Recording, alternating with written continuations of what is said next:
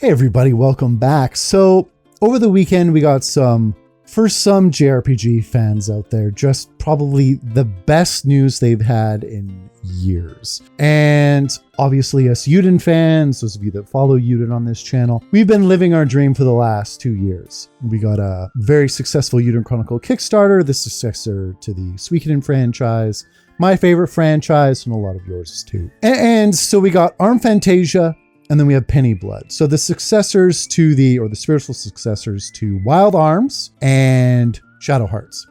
And both of these games are being led by their respective creators as well. Very much like Yuden Chronicle is with Murayama-san.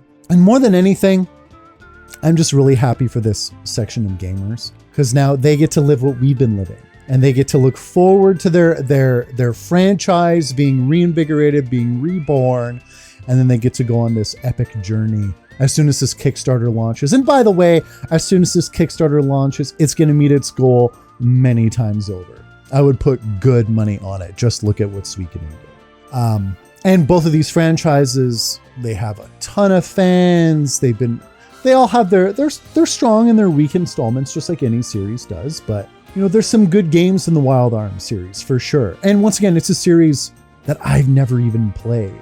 I'm just very well aware of its pedigree. And now with this game coming, it makes me want to play those games even more. And Fantasia in particular, this is the game I will be backing for the Kickstarter.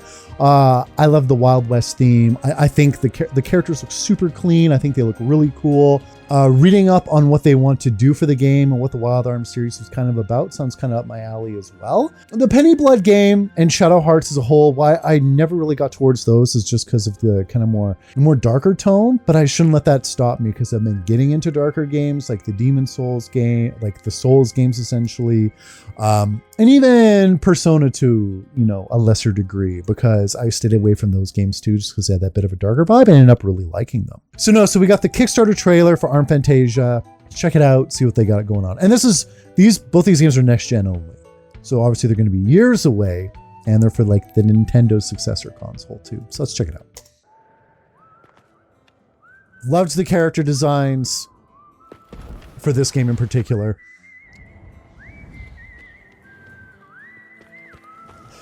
Looks hot, man. Like very almost like Pokemon-esque in terms of how the characters look.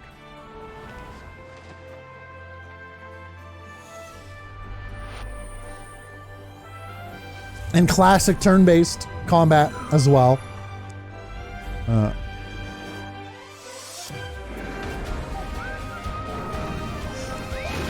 love the freaking Western whistling too with the tunes.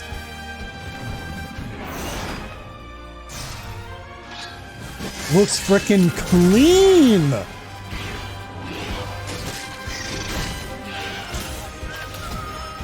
Horse break. Yeah, baby. Woo!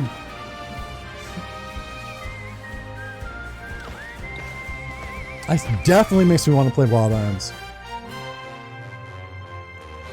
I like the super clean look to the characters. Definitely gives it a very unique aesthetic to the end of the wilderness. Nah, looks hot. And this concept too, this double Kickstarter, I really dig it. If you're not a fan of one franchise, if you donate money to the one you like, you still support the other. And that makes me super happy, because obviously I'm only donating, at least planning to donate to the one. And I know Penny Blood fans are going to benefit from that, and Shadow Heart fans.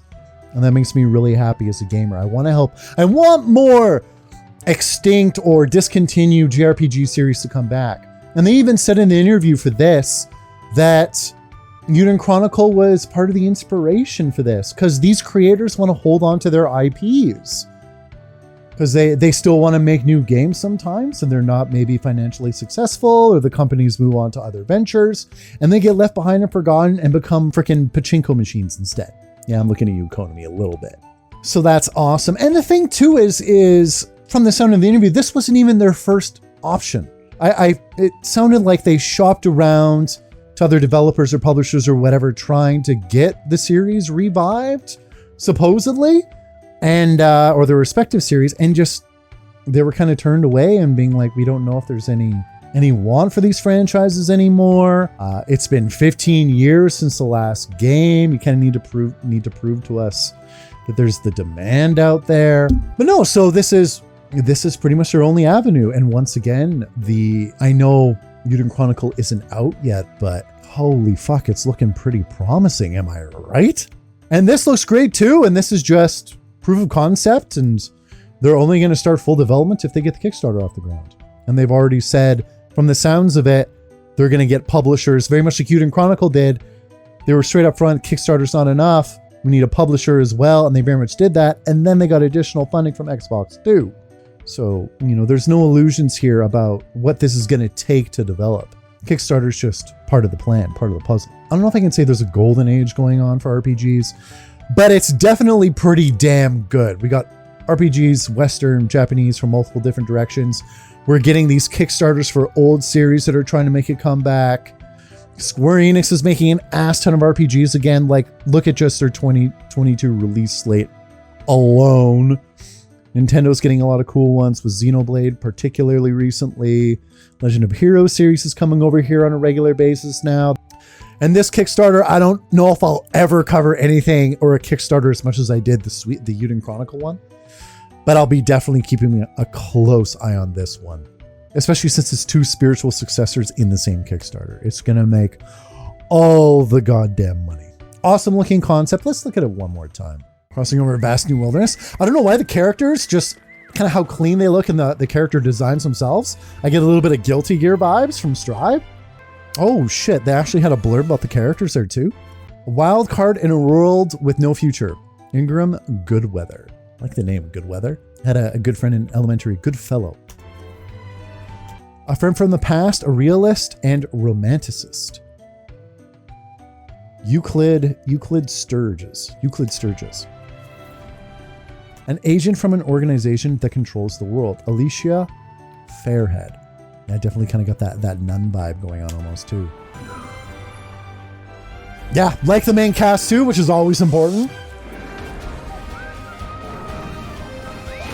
Yeah, and classic turn-based will never die. I know some series, they go turn-based for a while, they go to action, they go back. It'll always be around. It's just a matter of when a series goes back to it, I think, for some of them. Go this way. God, I love the gunslinging shit. Love it.